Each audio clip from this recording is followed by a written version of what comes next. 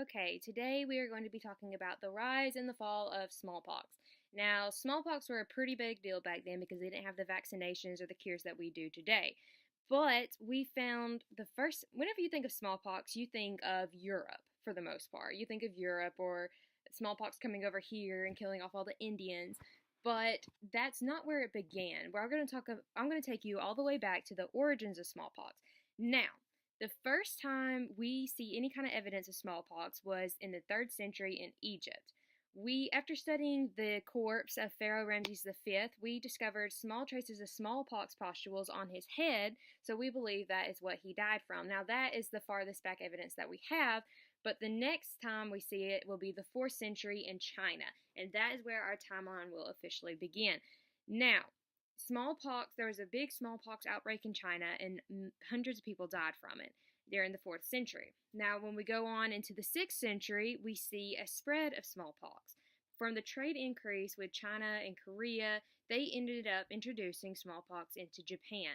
Now, along the way, you're going to see many different kinds of demons and mythical creatures and false gods and goddesses that people will worship because of this one disease. In Japan, they had a smallpox demon, and their myth was that red light and red clothes would end up curing smallpox and would scare the demon off. Of course, we know that that is not how that works, but that was their belief back then. Later on, during the 7th century, smallpox ended up spreading from China and Korea and Japan and that area of the world on into India. And this is where we're going to see it starts expanding west. Now, when it expands into India, the Indians also have their own little smallpox goddess who they thought was both the cause and the cure of smallpox. So they would worship her and have a shrine to her to try and cure the smallpox, which again is not how that works, but that was their belief. Now we're going to go on into the 10th century. Smallpox has officially started to spread west, and now it's gone from India through trade routes on into Asia Minor, which today is Turkey, so that area. And it's spreading through trade routes like the Silk Road, where people are coming over from Asia and they're traveling on west trying to sell their goods, but they're spreading diseases and selling a lot more than they probably expected. Now, on into the 11th century, it spreads even farther into Europe, spreading out through the Middle East. And this continues on for the 11th and the 12th century until the 13th century, when it starts spreading more towards the northern part of Europe and on up into Iceland. Now, the spread is happening throughout centuries, but that's kind of rapid during this time as well.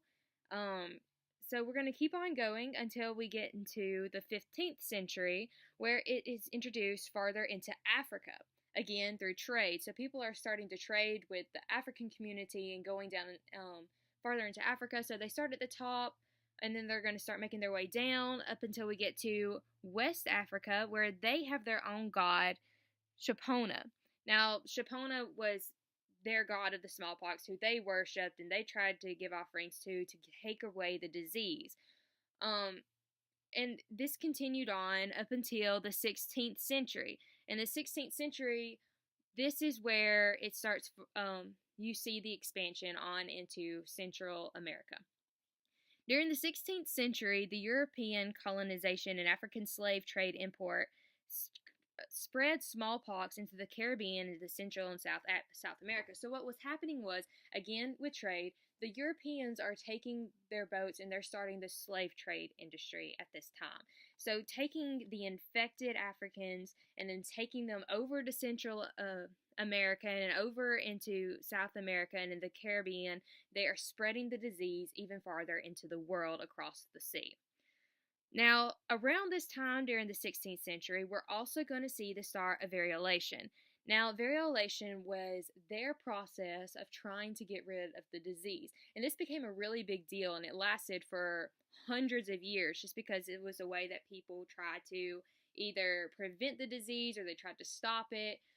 But sometimes it backfired, and we're going to see that later on. But variolation, pretty much, is a process of where they take different people who are diseased and they scrape off part of the smallpox disease off of their skin, and they will grind it up and they put it into the healthy people. So you're contaminating yourself with a small amount of the disease to try and prevent it from happening later on, because they realize if you have it once and you survive, you won't get it again.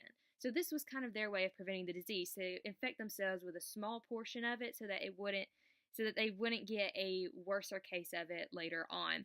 And they would do it through two different ways. Either they would inhale it directly into their system, or they would cut themselves, or like take a little bit and poke it down into their skin and into their system through their arm or their hand or whatever.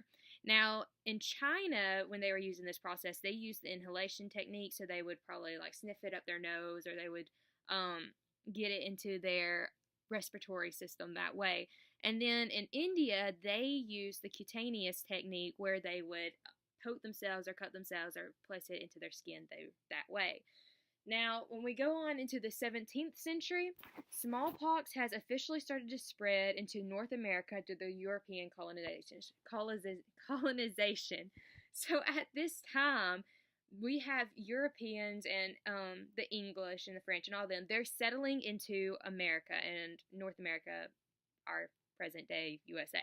So they have officially started spreading over there, but while they are settling and they're building their communities, they have also brought smallpox over, which is what I was talking about earlier with it killing off a bunch of the Indians, because they were not used to this disease, so they were a lot more prone to get it and die from it. Variolation also continued during this time through the cutaneous technique. It became a big method that was used for spreading. It was a big method used for preventing smallpox during the Ottoman Empire. So again, with Asia Minor or Turkey and in North Africa. So this technique has spread from China and India, and it's like it's following the smallpox disease. So everything started in China and India, and now the variolation has started in China, India, and it's slowly starting to spread into Africa and Europe. So we're going to continue to see the spread of variolation as we see the spread of smallpox.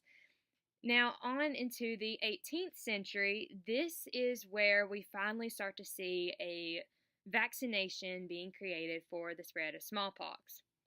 Now, at first, we find variolation is finally introduced to England through Lady Mary Wortley Montagu, and she was the wife of a British ambassador to Turkey. So while she was living in Turkey, she discovered what variolation was through watching the Turkish do it to themselves, where they were cutting themselves or poking themselves and putting the small pieces of smallpox disease into their skin to try and prevent a worst case later on. And so she adopted this technique and she brought it back with her to England. And so they had the English start to try and continue this technique as well. So, I mean, it worked for a little while where they would get a little bit of the disease and they would survive on, but then a member of the royal family died from it. So that became a big no-no, like, let's not do this anymore. Once a royal member of the family dies, it becomes serious. So around this time, we also get kind of lucky, because even though the variolation did kind of work if you survived, we finally found a way to make a vaccine. Now, Edward Jenner in 1796 was an English doctor, and he was able to study the disease, but he began to realize that the milkmaids in that time, they were not getting smallpox disease. They weren't getting any kind of disease that would, they just weren't being infected. And as he began to study them more, he realized that they would get cowpox. Now, cowpox is something the milkmaids got from milking the cows, where it would kind of cause a rash-like symptom around their hands from handling the udders of the cow. And he realized that when they got cowpox, none of them died from it, which was a big plus, but also it was a good preventative against smallpox, because when you got cowpox, no, you didn't get smallpox later on. And when he realized this, he decided to test it out on a couple of different people. And so he took, like the variolation technique with the smallpox, he did the same with cowpox. He scraped off some of the cowpox disease, and he was able to infect himself or infect others with the cowpox disease.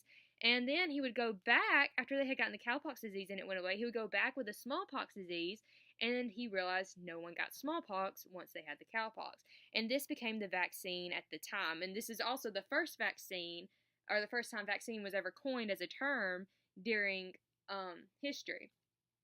So he was kind of a big deal for finally being able to find a cure for smallpox, or a preventative measure to take for smallpox. Okay, so now we are out of the 18th century, and it's looking pretty good. They finally found the vaccine, and the vaccine has been able to spread on into America. Now, it's going to take a couple of centuries, but after they finally get the spread of the cure and finally smallpox starts dying down in the 20th century, they're finally able to officially announce that the world is smallpox free. Now, that's not saying that no one will ever get smallpox again, but at least we are able to control it and able to stop it ahead of the time now, especially with our updated techniques and our cures and all.